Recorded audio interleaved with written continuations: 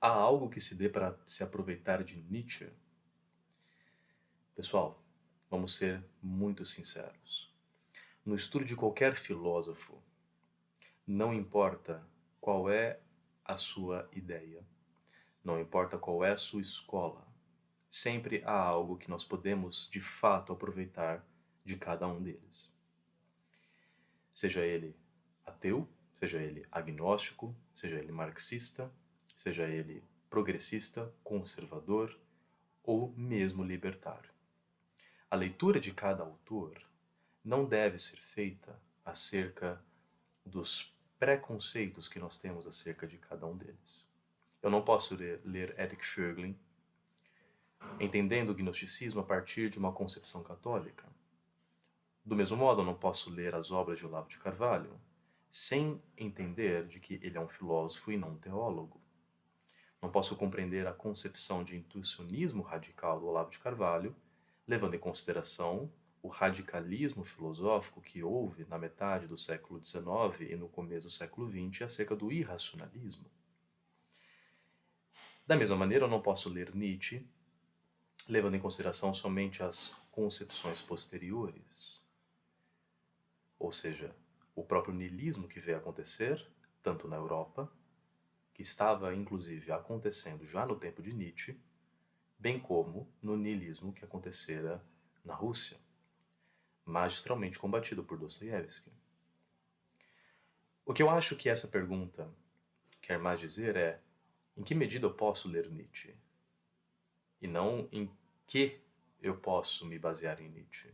Na verdade, se nós formos olhar para o conteúdo propriamente real dessa pergunta, fica claro que em qualquer situação, em qualquer filósofo, nós podemos nos basear em alguma coisa, pelo menos em algum sentido. E eu acho que isso é fundamental no momento de nós sermos honestos o bastante para começarmos a estudar filosofia. Nenhum bom filósofo deixou de ler Nietzsche, pelo menos depois que ele existiu. Nenhum bom filósofo deixou de ler São Tomás de Aquino, pelo menos não comentou, não seguiu sua escola, mas pelo menos ele teve que ler uma de suas obras, pois foi alguém que influenciou massas, foi alguém que influenciou pessoas e, sobretudo, ideias posteriores. Então, o fundo, na prática, não muito importa. Se você sabe quais são os erros filosóficos de Nietzsche, muito bem, você já está blindado contra eles. Se você entende aqueles erros como erros propriamente, então você já está blindado. Você não precisa se preocupar na prática.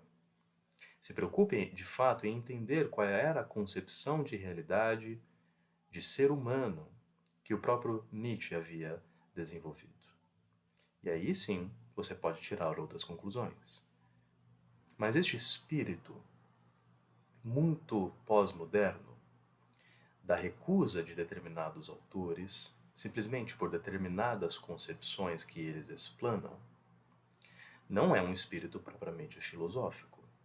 O espírito propriamente filosófico, de ser filósofo, não é somente de ler determinados autores para debater, para discutir e para refutar. Isso é algo que nós vemos, na verdade, em Facebook. Portanto, se há algo para se aproveitar de Nietzsche, eu lhe peço para que leia.